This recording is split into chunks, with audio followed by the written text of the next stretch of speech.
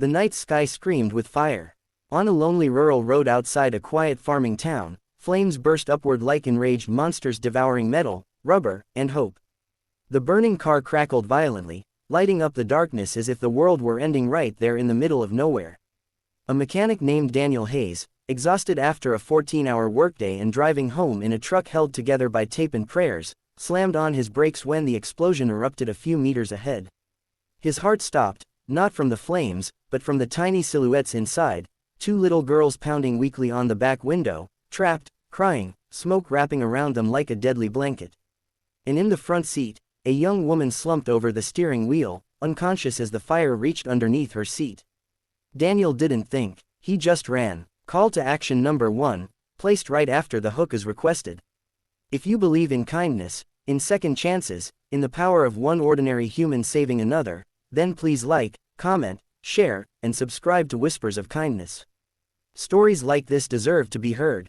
Daniel felt the heat bite into his skin as he fought with the door handle, his muscles trembling as metal seared his palms.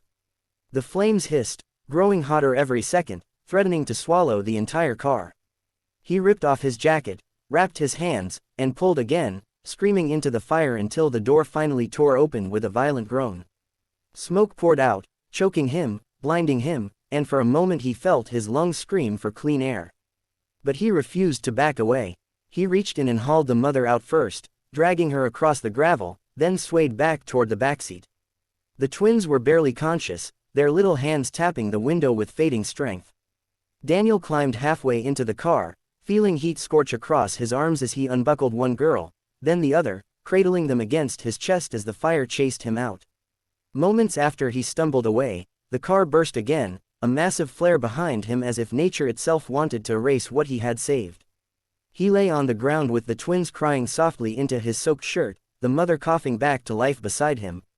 His arms burned, his breathing ragged, but something warm settled in his chest, something he hadn't felt in a long time. Purpose. The paramedics arrived minutes later, but to Daniel, it felt like hours. The twins were rushed away, the mother grabbed his hand with trembling fingers, mouthing words that came out broken and quiet. He didn't want thanks. He simply nodded, dusted the ash from his clothes, and walked back to his truck, unaware that the world would know his name by sunrise. Daniel lived on a small, run-down farm he inherited from his father, a man who once told him, "Son, a good deed always comes home." But life had never proved those words. Daniel had lost the farm's crops 3 years in a row from drought, fallen into debt repairing other people's vehicles just to buy feed for his cattle, and worked double shifts in the local garage to keep the lights on. At night he slept in the barn because it was warmer than the drafty farmhouse.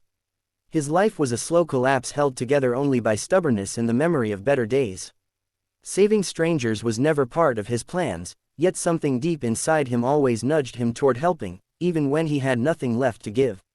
He woke the next morning to a strange thunder, deep, rhythmic, mechanical. Not the wind, not trucks, helicopters, several of them, roaring above his fields, their blades slicing the morning sky. He shot up from his cot and stumbled outside, squinting as helicopters lowered themselves over his property like visitors from another world. Dust spiraled around him as the first one touched the ground, and out stepped men in navy suits, earpieces glinting behind their ears, forming a small formation around a tall man in his 40s. The stranger's eyes scanned the farm until they landed on Daniel, and a kind of fierce gratitude softened his face. Behind that man, stepping carefully from another helicopter, came the young woman Daniel had rescued the night before. Her name, he learned later, was Emily Carter, and the two little girls trailing behind her, now holding hands and smiling despite fresh bandages on their arms, were Mia and Lily. Emily was no ordinary mother.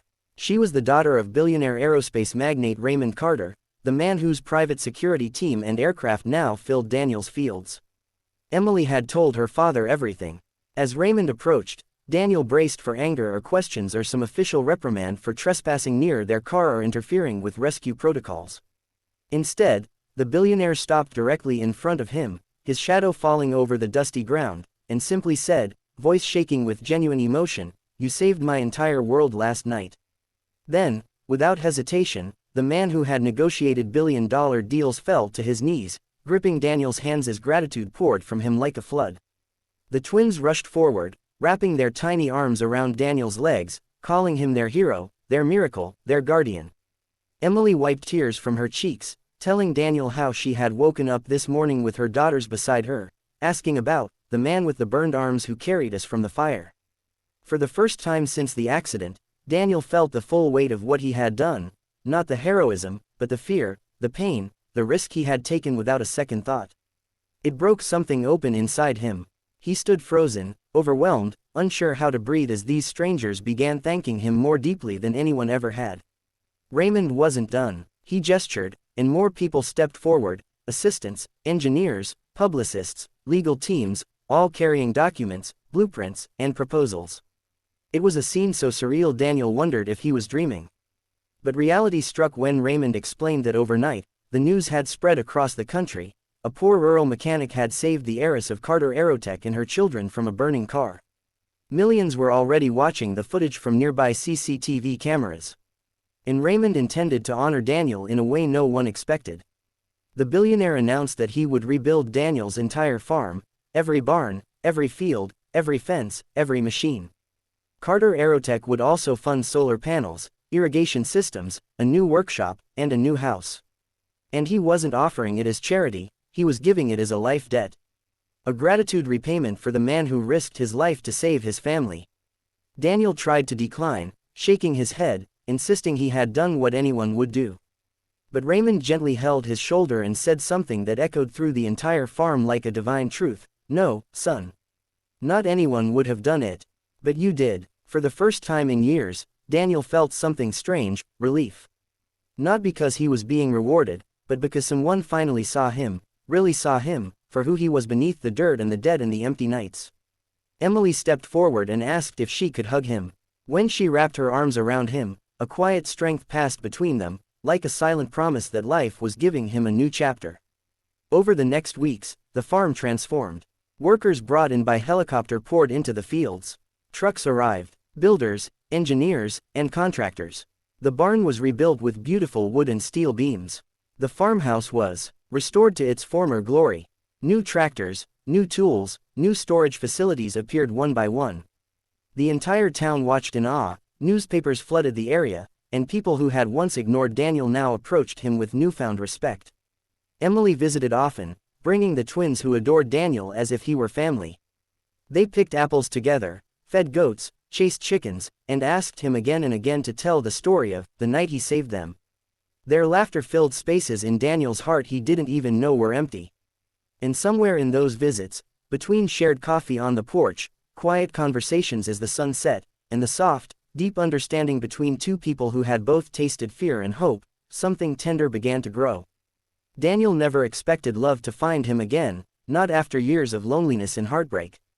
Emily never imagined she could trust someone after the brutal crash that almost destroyed her life. But life, as always, moved in mysterious ways. And sometimes it wrapped two broken souls in the same moment of fate. One evening, as the twins played in the grass and the rebuilt farmhouse glowed behind them, Emily placed her hand over Daniel's and whispered that her family had offered him a permanent contract as chief mechanical consultant for Carter Aerotech. Not charity, not an obligation, because his knowledge, ingenuity, and courage were exactly what their company needed. Daniel stared at the offer, overwhelmed, and for the first time in his life, he let himself dream bigger than survival. The sun dipped behind the horizon that night, painting the sky in gold. Daniel looked around at the farm that had been reborn, the children he had saved, the woman who now stood beside him, and the life he had once been certain would collapse. But it hadn't. It had risen from the ashes, because one man chose kindness when no one was watching.